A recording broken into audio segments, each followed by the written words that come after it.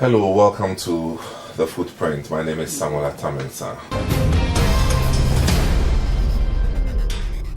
Welcome back to the program. This is Footprint. And welcome again. So, now Kutu Acheampong has started his appointments. On radio, you hear the names. Every day there's a new list, commissioner for this, commissioner for that. Were there any surprises? Not really. Well, to tell the truth, we outside, we are not involved in the army. We don't know who they are. Okay. We only hear names. Yeah, but I'm told that people did a lot of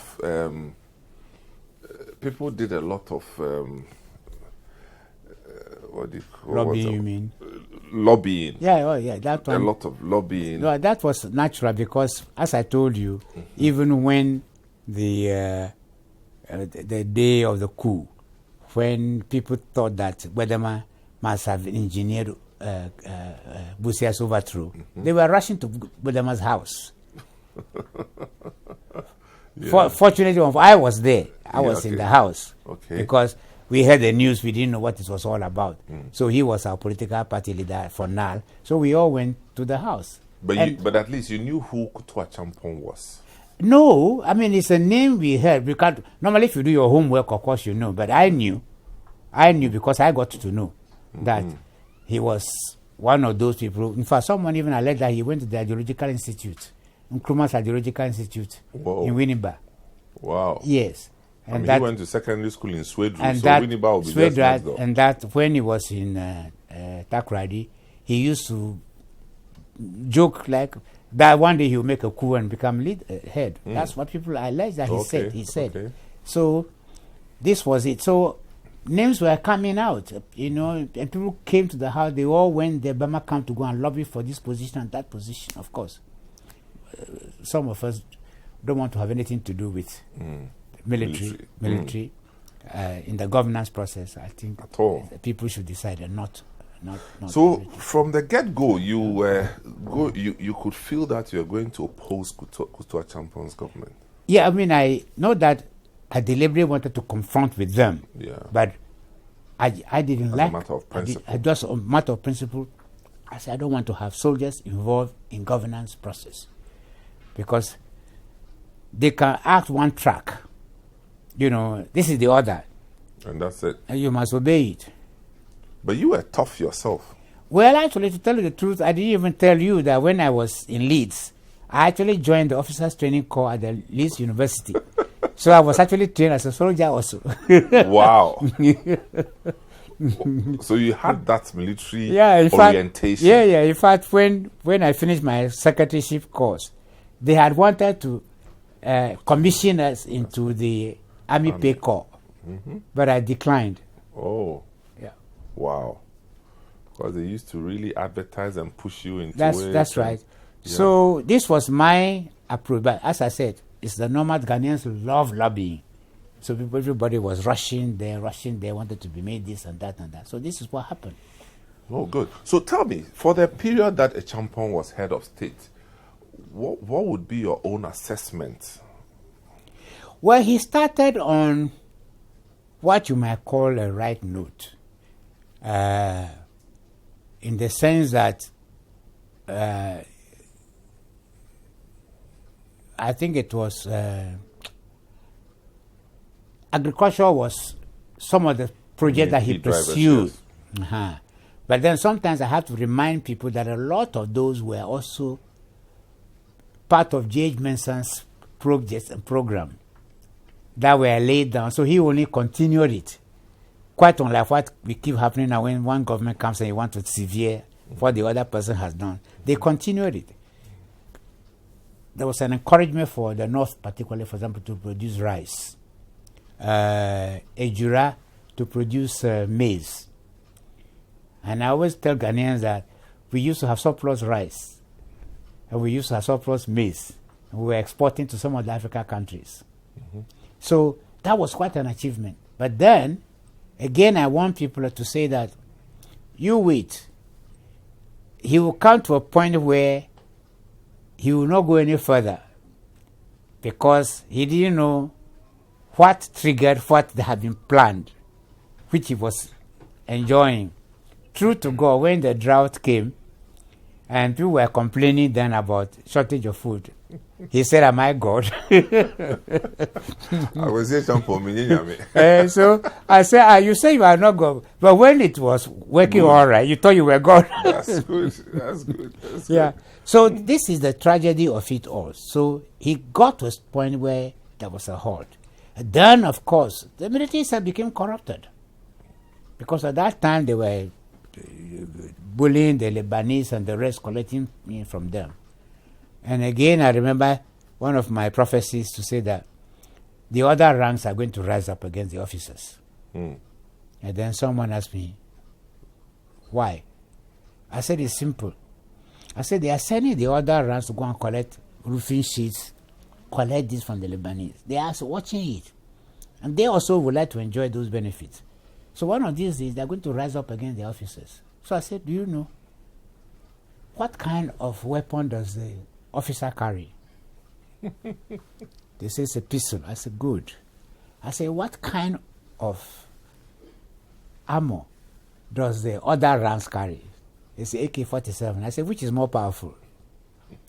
I said, you wait. One of these days, the other ranks are going to turn their AK-47 on the officers and order them to lie down, and they will lie down. The officers were enjoying life, eh? They were enjoying because they were in power, and I mean they didn't see You're any not sure opposition. it was just a rumor? Well, no, I think it was true. It was true. At some point, he became corrupted. That's the whole issue. That he was a leader, he became corrupted. I mean, we were kids, so we didn't know this for a fact. Yeah. But we used to hear that they used to buy the golf car, and give to women. Well, most of those allegations was made against him in particular. He was buying and giving to... Well, this was the allegation girls. being made. People are seeing... But you heard that too. Yeah. People are seeing this kind of, behavior of people who are occupying position. So they give you a note to go to and... RT Briscoe. That's right, to go and collect.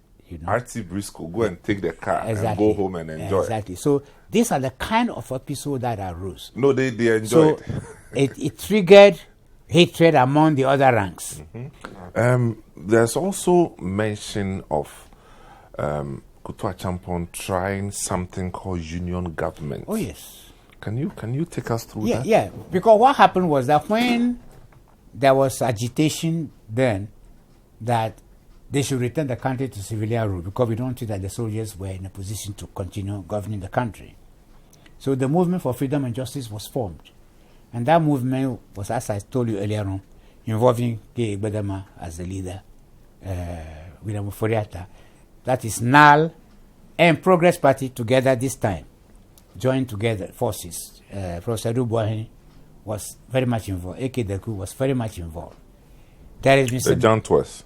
The giant was Mr. Bene, who actually is the father of George Bene. That's right. Yeah. They were all involved. Nanado, myself, we were all involved. You mean the current president? The president, Ubera Samoa, Dr. J.K. George Godfrey Agama. We are all involved in the movement for freedom and justice. And then, according something arose between the Professional Bodies Association at that time became powerful.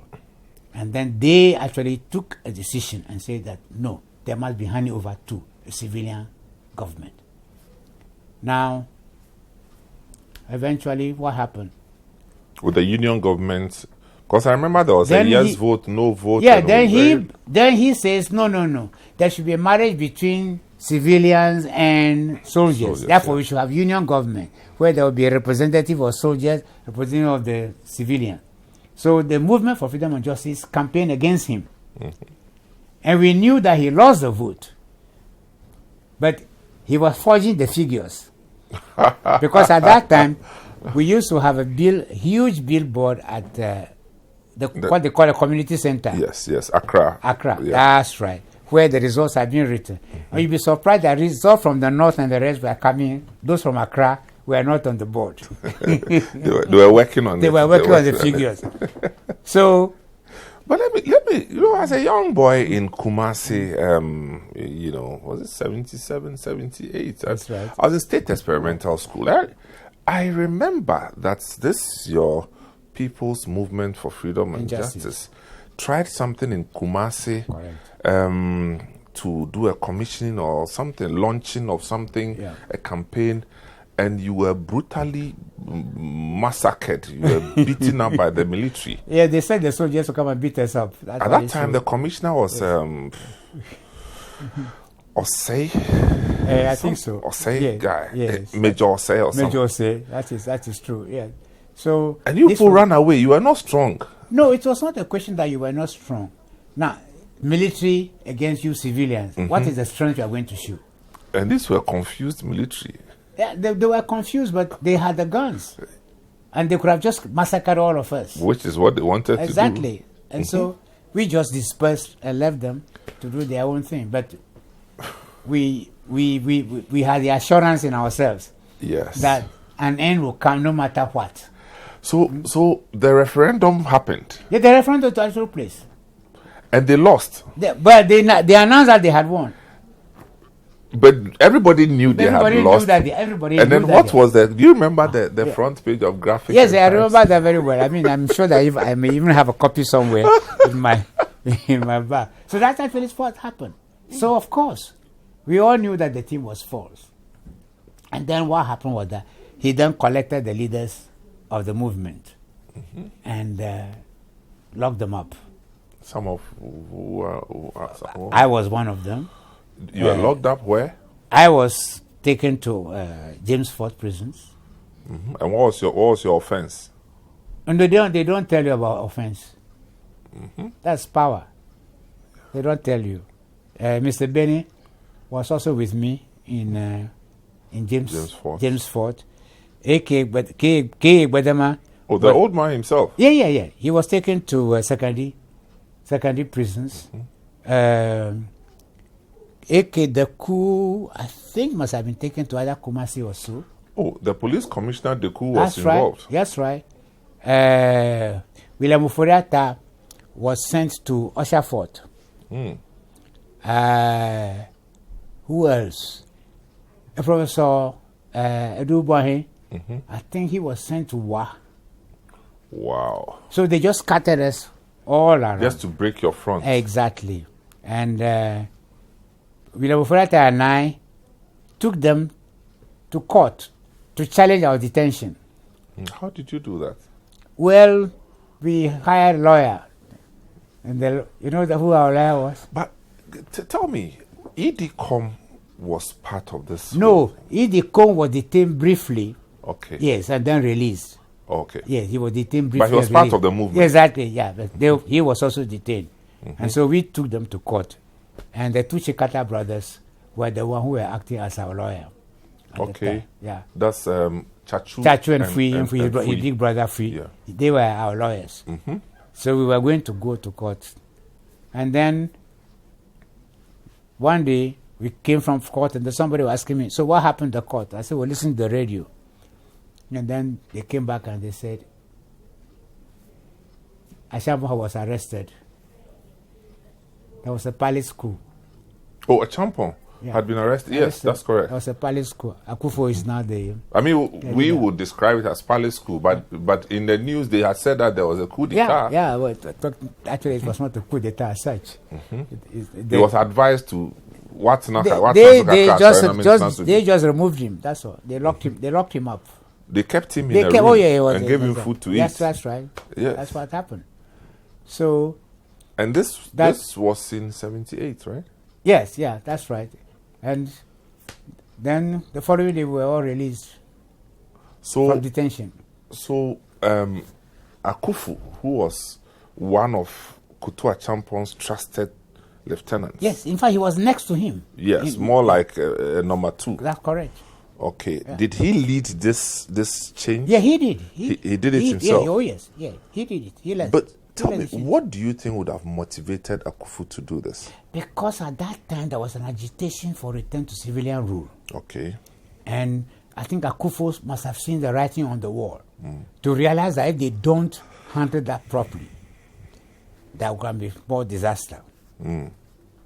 So he came and then they set up the machinery now for return to civilian rule. Okay. So campaign and the rest were actually on when the June 4th movement came. There was campaign going on for return to civilian rule. So a number of parties had just Parties were formed. Because we remember some of the parties like Third Force Party. Third Force. Those were Dr. John Bilson. The Bilson and the rest who don't want to be part of either CPP or Progress or Progress and then we had Party. SDF. That's right. Social Democratic Party. Yeah, yes. A lot of parties sprang up at the time. And then we had Akable Mieza from the party. That is correct. He has plenty of money, so he was the man in town. Yeah, that's right. Yeah. I mean, as a kid, what I remember about his party? The man had his own milk. His own brand of Akable Mieza branded milk, and he was all over the place. Yeah, he was a very colorful individual, but he was too smart for himself. And then we had one independent candidate, if you remember. Yes, that was Mark true. Diamond Addy. Addy, that's correct. Yeah, you have good memory. You have good memory. That is correct. I still remember his song. Okay. Vote for fish. Your friend Apata. I mean, with a song like this, how do you win that? That's right. So this is what happened. Then there was the Abe. Abe and Marco. Hillary man. Milan. Good. So they had started about starting. Not that they start. It was in progress. The campaign was in progress. I even remember that I was in where? We were traveling with Pawili all around. So we were in Begro. And then from Begro, I left him because he was supposed to come to Aflau for a rally. So I said, I'll take the lead. So I came to Accra, slept, and then the following morning, getting ready, woke up to go to Aflau. And then when I came, I wanted to come to my office. And then when I came to what you now call Akwaji Circle, I found out the road was blocked. Towards a broadcasting house. It was then that I realized this has happened. But nevertheless, I drove all the way to Aflau. Only to find out that I got the message that the rally has been cancelled because of the coup. So that which coup would this be? This was the June 4th. The June 4th. This was the June 4th. But that was a real coup. Yeah, and then we came back and found out that the heads of state were collected. Somebody even came and told me because Atrifa was supposed to be part of our party. And at that time... Which party would this be? This was going to be the Pawili's... is it UNC or the PFP? UNC? No, UNC. Okay. This was the UNC. Right. He was part of our UNC party. And in fact, that time, he was even trying to contest the election with Pawili to be the leader. Okay. And then when he realized he wasn't, he was even trying to see if he can only just go to parliament.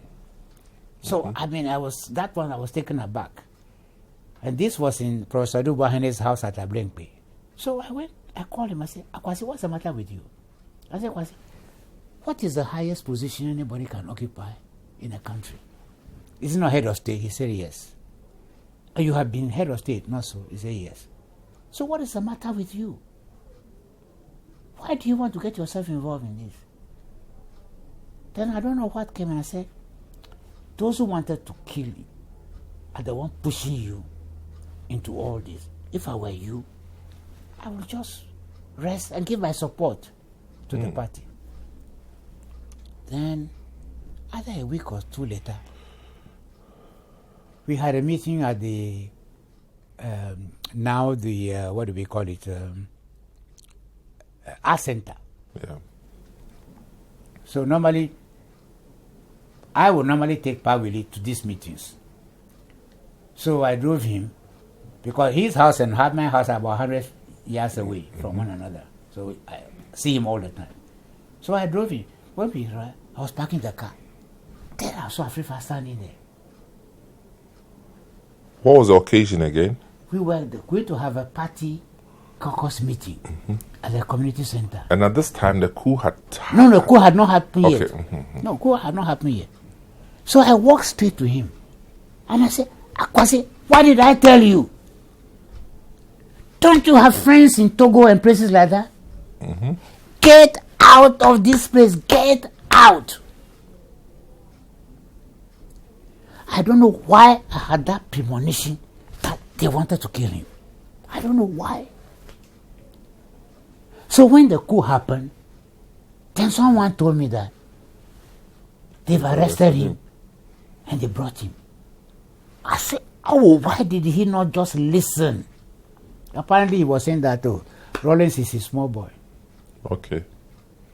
Nothing will happen.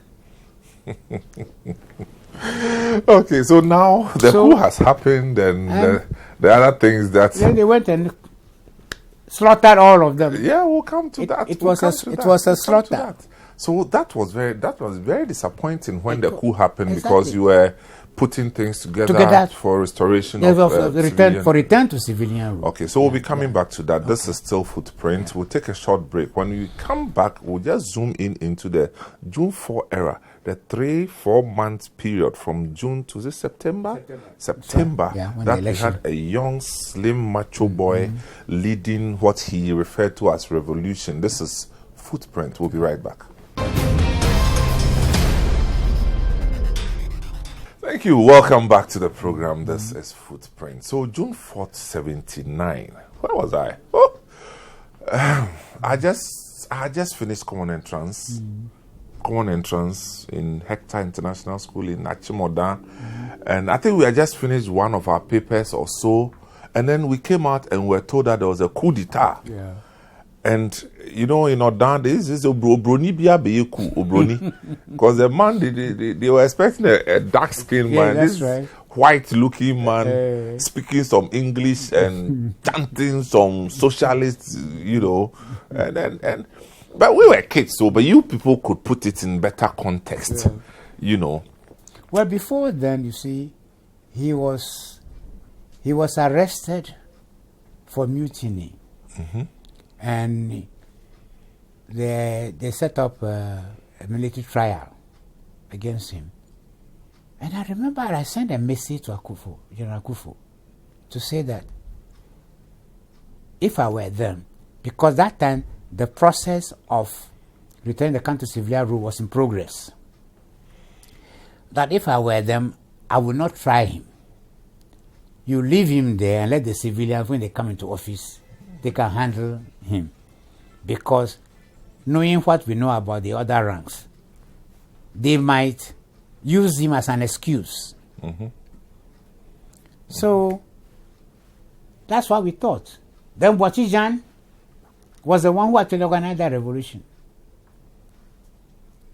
So they overthrew, and then they went to release him from detention to put him to broadcasting, how to make the broadcast. So he didn't make the coup. Okay, so that's your version. Now he says that he did it. So No. I mean, that's the history. If they want, Boachijan is still alive. They can call him. Rollins is saying his version, and Boachijan. What I'm saying is that he was in detention. How could he have been making? Right. How could he have been making? Well, he's a master coup plotter. Well, that's the facts that as I know it. Boachijan was in charge, but they released him from detention, and he went and made the broadcast. So that is what happened. And took over as leader. That is, they made him the leader. That's right. So that is what happened. Wow. And then that's a real setback. Yeah. Then of course. At this time, where was Pawili? Oh, Pawili was in Accra. Pawili was in Accra. Was he harassed? No. They didn't ask him anything. He was not in government. Yeah. Pawili was not in government. They were leader of the political party. But FIFA wasn't in government, but. Yeah, well, FIFA was not in government. That's exactly the whole issue that my argument always is the fact that FIFA has left office more than 2 years before. Because he handed over to... Yeah, because he handed over to Busia. Yeah, so that would be 6 years. No, it's not 6 years. 79? 72. 79. Yeah, okay, 72, 79. So 7 years. Yeah, he was completely out of the office. Completely? Exactly. Because he was out of office, then Achampo came into office, and all this time Afrifa was out. So he was not involved. But I think the reputation that word on the street about Afrifa was one fearsome military guy, very intelligent, and... Well, it's the usual thing in Ghana that people create in their own mind an image of a person. Now, if I don't know Afrifa, it's a different matter. But I know the man very well. There is nothing fearful about him.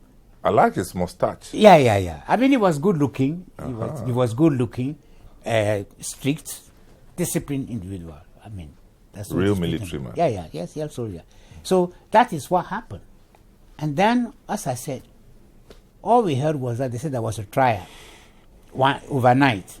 And then we heard that there was execution at the Beshi. So between the 4th of June, how long did it take them to put all these people together? Well, to tell the truth, it was easy for them to arrest because they were all in Accra. Yeah. In fact, I even remember that General Kufu that day escaped and was actually in the Catholic Archbishop's place here in Accra. And that the military were supposed to be negotiating with the military, and they thought everything was safe, he should return. And there he was. Kadar Kote, he was actually Kote. Yeah, he was actually abroad and came back. I'm sure it was maybe a few days before the General Kufu himself. General Kufu. General Achampon, General Kote, Major Feli. He's another one. Yeah. Whom, again, prophecy. When we were making the campaign, we went to him in Burma camp, discussing all the things that we were doing. And then before we left, I asked him, I said, Roger, have you got your passport? When they start this campaign in earnest, I want you to leave the country. He has a soldier's hat. He was in, where? Navrongo. And people, even soldiers came to him to escort him across the border. He says, oh, no, Free Fire was his own young man. They shouldn't, nothing will happen. Rollins, you mean? Yeah, Rollins was his own man. And they brought him also, like they brought Afrifa. So just going through the list again, you have a Champon, you have a Kufu, you have Utuka, Feli, Feli, Kote, Joy Amadume. Yeah. And then there was the police. The police Dr. Wellington had been dealt with already. Long ago, because he was killed during the actual mutiny. And Boachi was a policeman. Oh, okay. Yeah. Wow. All of them were executed. Yeah, they were the core. Joy Amadume, I think he was the worst of the lot, because in the sense that I'm telling you that he was building a house. He went and borrowed money from the bank. And the money he borrowed is actually about 50 cities in today's money in order to complete that job. So no one can make an allegation of corruption against him. And yet, he was part of that. He was shot, firing squad, and they were executed. And people were happy. Well, you see, what happened at that time was the young men, particularly the students, who were running from Legon, come and say, let the blood flow. Let the blood flow. Because people have such a warped mentality and understanding of what they call revolution. They think that revolution means people should be killed. Yeah.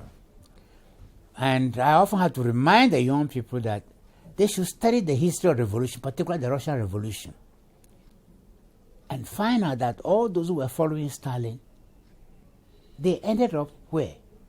In the grave.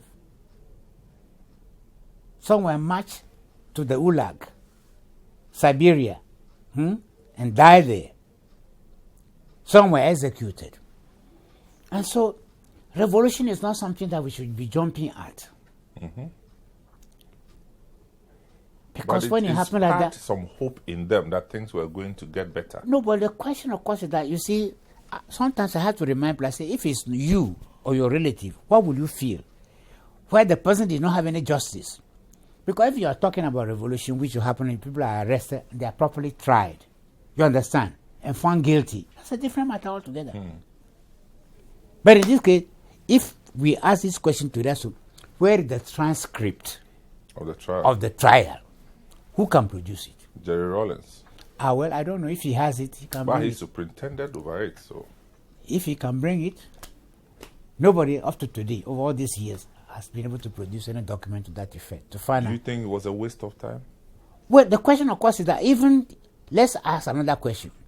What are the assets that those people have acquired? Which is the evidence of the corruption we are talking about? I don't know. I haven't seen it. But they were killed too quickly.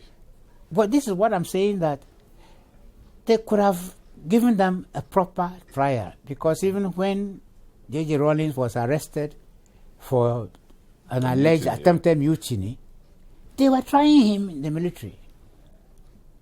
They didn't go and shoot him. They were trying him. So a trial would have been the ideal thing to do. He had marked some people before the coup d'etat to eliminate them. I don't want to use his name and say he had marked, because what I'm aware of is the fact that in upheavals of that nature, sometimes you allow young people who can just dislike an individual. I mean, I have been called several times enemies of the revolution. Yeah, well, several times. You're right. I have been called enemies of the revolution. I was locked up twice during his regime, before by a Champon, and then twice by him. And I was called enemy of the revolution. What made me the enemy, I couldn't figure out. But at least I stood up and I said that, look, there must be justice. I'm trained as a lawyer. There must be rule of law. If a person is accused of a crime, he should be given an opportunity to do what? The charges to be laid against him, an opportunity to respond. Now, after the executions at the Teshi Range, how did the legal fraternity react to this? Well, the legal fraternity, of course, was against these executions. And at that time, I remember some of the lawyers, of course, also are cowards who are afraid of their own skin. So when you say you want to call a meeting for us to take a decision like that, you find And then, of course, also you find out that within the same situation, you find some lawyers also who take an opportunity to fraternize with the regime so that they also can benefit from it. That's what happens. Okay. That's what happened. So your front was somewhat divided. It is never solid like that. Because even after that revolution and the second one, which happened on 31st December, you find the same situation of many lawyers who jump on that bandwagon.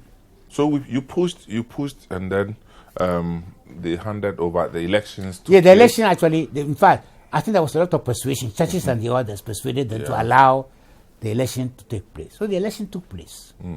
And, of course, first round, nobody won. And then we had to have a rerun. And in the rerun, what happened was that Pa Willis party, UNC, put its support behind Dr. Hilaliman. Because he was fighting with PFP.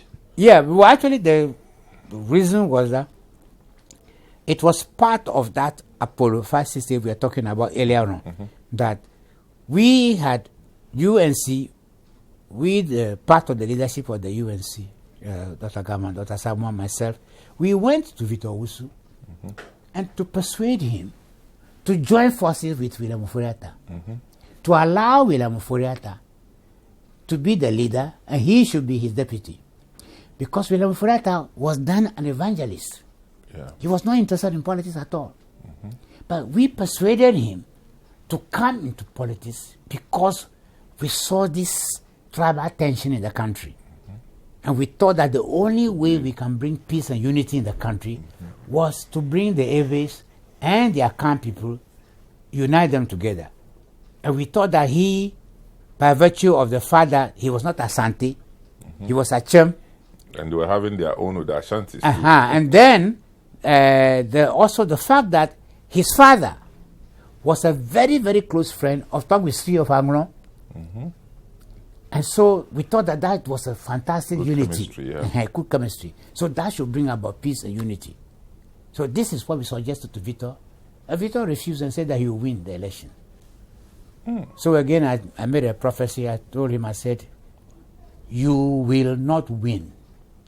Because if you had joined Pawili, after Pawili will persuade him, because he doesn't want the position. So after a year or two, he would have resigned. And then you, Victor, would have continued. But wasn't At that time, you would have been able to redeem your image. Wasn't Pawili too clean for Ghanaian politics? Well, but sometimes you need a clean person for politics. Whew. No, it's true. I was a kid, but let me tell you my own experience. At a rally that I had to attend as a kid in Oda. And even his Choboy, Choboy.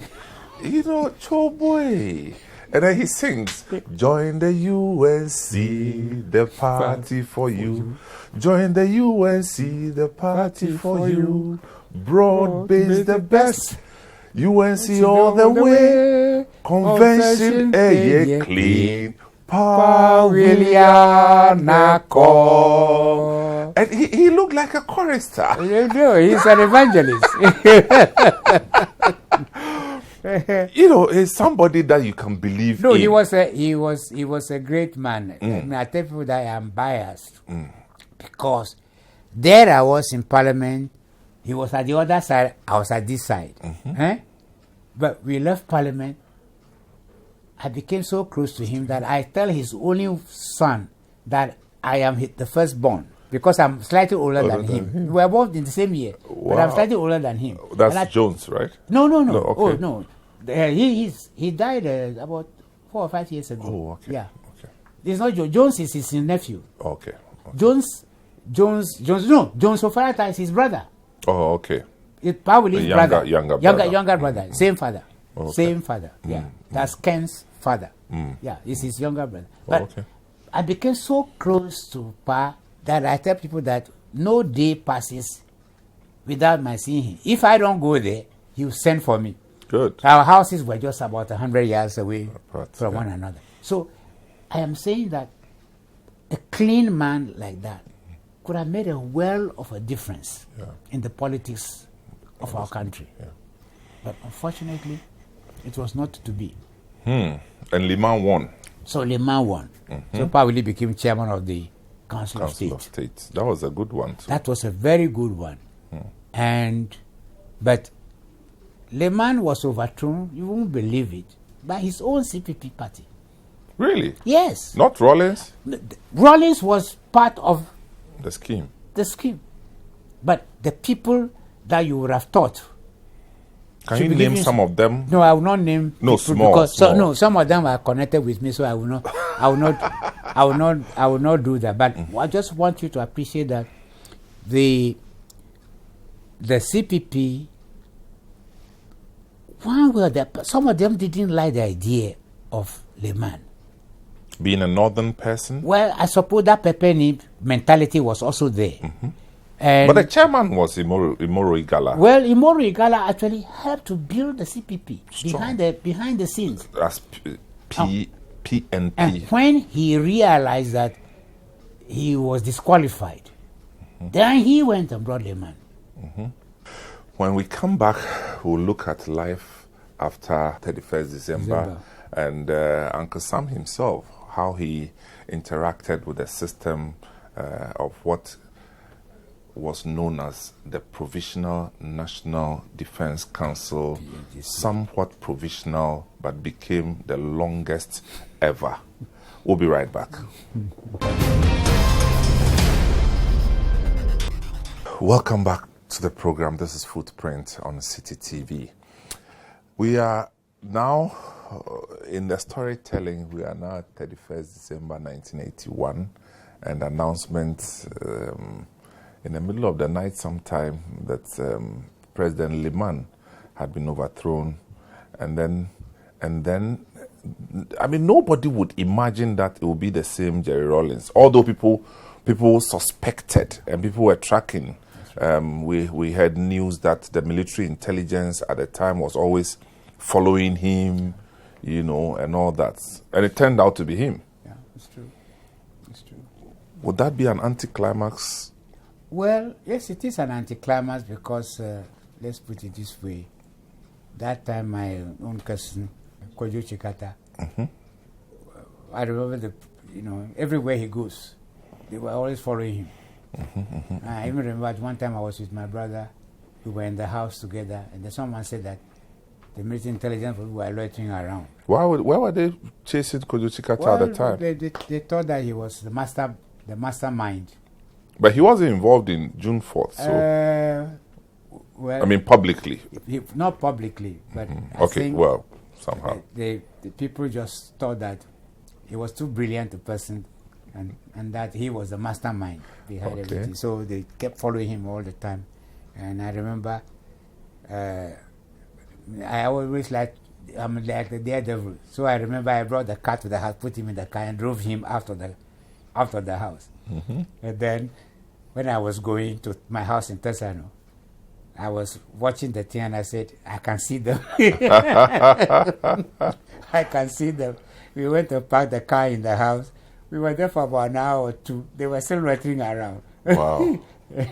And then I had to take him to his wife's place at the airport residential area. And they were following him. And I said, but why are they doing that? You do so great. This thing, you should do it even in hiding or someplace like that. But you're making the thing so obvious, so glaringly. So it's true that they were following them. Yeah.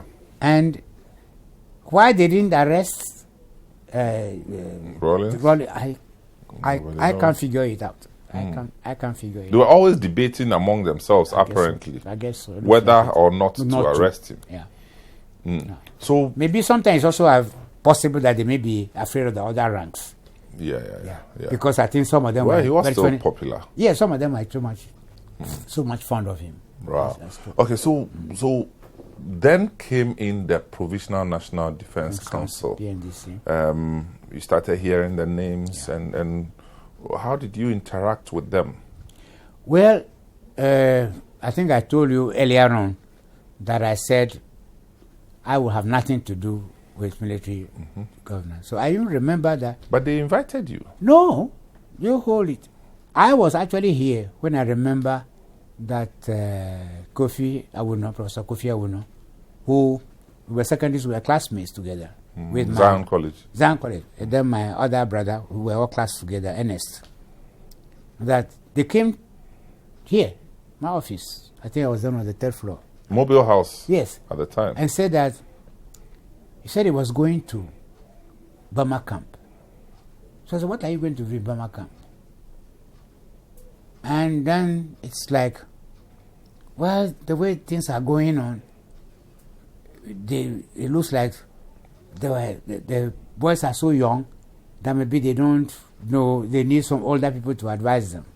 And then they mentioned the question about Kojo Chikata, that Kojo may be blamed because it looks like he's the only older person amongst them over there. So I remember telling Kofi, I said, Kofi, if you want to go to Burma camp, go. But me, I don't want to have anything to do with military people. So they went. And then later on, they came back. So I said, how did you go? He said, it's complete chaos going on there. So if you don't assist them, things will not go right. I said, well, good luck to you. Keep me out of it. So this is where I was. And then the fortune or misfortune was the fact that time the Professional Bar Association was in existence because that was a group that had encountered complete confrontation with Achampong. Achampong, yes. And then this time, we went to the meeting, and then the president, his term was coming to an end. So they need to elect someone else to replace him. And normally we just go by hierarchy. So his vice president should have been the person elected. And then here was the vice president who got up and he says, I should be made the president. That the situation in which was happening at the time, I was only the right person to be the leader. So I became the president of the Professional Bodies Association.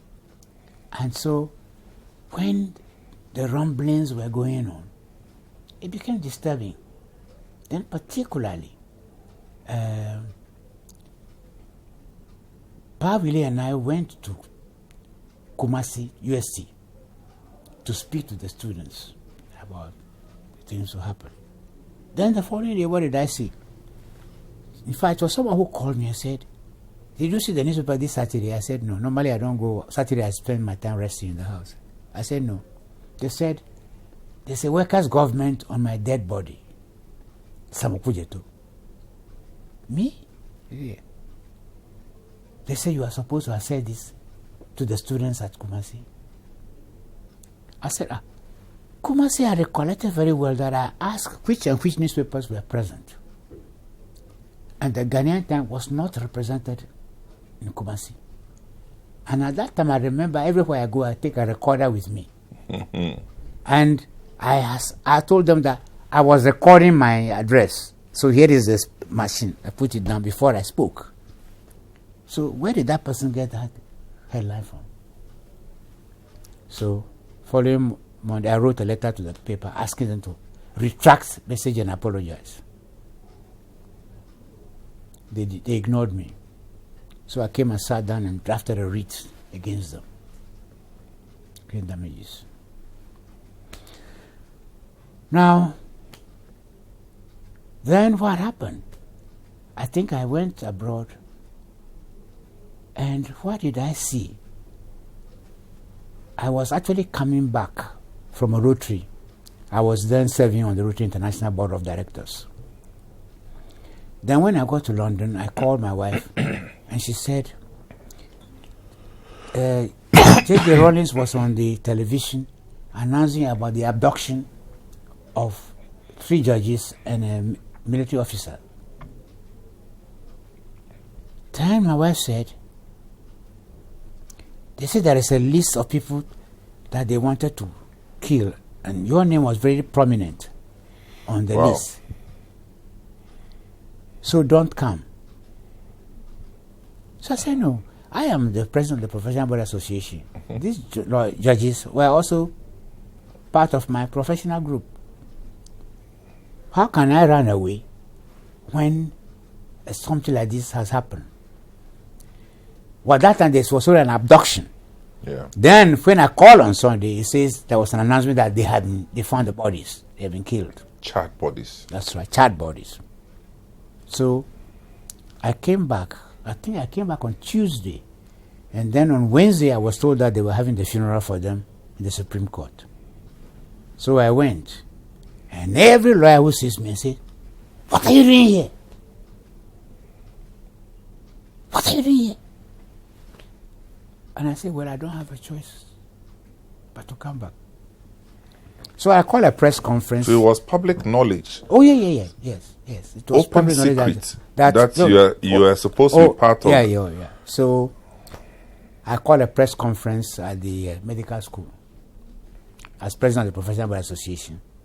And I said, there's so much hatred being preached, which is the result of these judges being killed. And that they should bring an end to this hatred. We are all Ghanaians. No group can claim monopoly of knowledge. Even workers can not themselves govern without the professional people involved in the matter.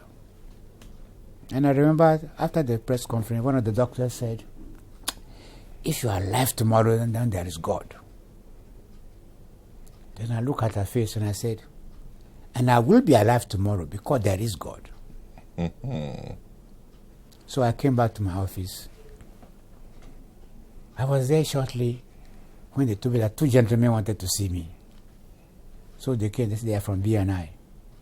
I said, what can I do for you? Well, the professional body is going to go on strike. So I said, if you touch one person again, we'll bring everything in the country to a halt. Then they gave me their phone numbers and said, there's any problem, I should call them. I said, all right. So they left. Then the interesting part was that I went to London. And then Mr. Silvana Magashi, whose wife, he's Anglo, but his wife is Fanti. The wife died. So we were going to bury the lady. When we were walking towards the cemetery, I heard some people talking and they were saying that, I said, the Eves, they are just killing their camp people. So I said, these are preaching tribal, what is it? They are creating tribal hatred to this extent that the country will be in chaos. But I said, this is strange. Because I knew a lot of the people who have been killed since the revolution. Mm-hmm. Many of them I knew were Eves. Some of them I know personally. So what they are saying cannot be true. So I came back and I decided that I was going to have a 1-year memorial service for the murder judges. So I went to the Methodist headquarters across the road, spoke to the head of the Methodist Church, Reverend Isamwa. Isamwa at the time. And pleaded with him that he should come and preach the sermon. First question he asked me, you think it's safe? I said, God will protect us, don't worry. So he agreed. So I told the IGP, I think that was a Kublenu, that this is what we are going to do. The day before the service, someone called me from Tema and said that they had hired thugs to come and disrupt the service. So I called the IGP and I said, this is what I heard. I am going on with the service. If any problem arises, it will be your problem. Solve it yourself. So the following day I went. When I got to the place, I mounted you have to climb certain steps to go to the floor of Supreme Court. Oh, I thought okay, yeah. Okay, the service was held at the forecourt. At the forecourt of the yeah. I saw that the whole place was cordoned by police. Then when you look at the community center, you can actually see the thugs standing there. In waiting. They couldn't do anything because the police were around. So we had the service. But then, I was talking about people who were being killed around the country. Mm-hmm. So I asked someone who was in the police. I said I wanted the list of all the people who have been killed since the 31st December coup d'etat. He said they have to get that information from every police station around the country.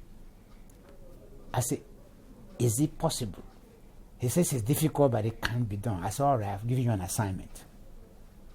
You do that. A week before this event, he brought me the list.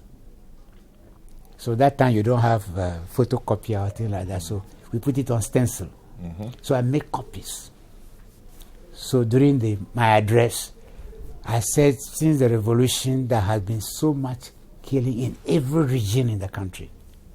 So I started region by region, mentioning the number of people who have been killed. And as I was doing it, they were distributing the list around. So people say, really? You mean every region? And then sometimes you can find out the things happening in Asante. But when you see the name, it's an Ewe name.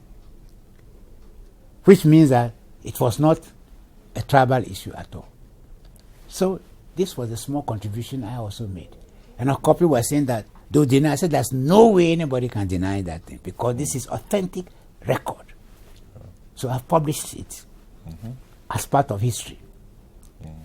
Well, the long and the short, of course, was that they came and picked me up and locked me up. For how long? I was there for almost a year. Where would this be? I was in Usher Fort. And I was in Usher Fort with a lot of people, including Kwame Piani, who was then on trial for treason. Okay, trying to overthrow who? They said he went to Abidjan to do something there. So the what I used to call kangaroo court went and tried him and eventually convicted him. Okay, so we'll be ending our conversation in a bit, but So following after this Rawlings thing came 92, another election. You were part of the whole formation of the MPP. Is that yes, correct? that is correct. In fact, to tell you the truth, in 92, it was very interesting. 92, some of us decided that we needed to bring all these factions again together. Mm-hmm. So, PKK Kwedu and Harry Sawyer and I decided to make a group that would be able to bring the people together. So we were working on this. Then one evening, someone just called me and said, Harry Sawyer was on television, that he has joined the NDC. Mm-hmm. With Kwedu, of course. No. Oh, Kwedu didn't? No, at all. I thought they were neighbors. No, well, I'm just telling you a story. So Kwedu also called me and said, have you heard about that? So I said, PK, if we don't take a quick move, people will think that we are also part of that. So quickly, I went and told the MPP, where I was also one of the founding, to be a founding father. Okay.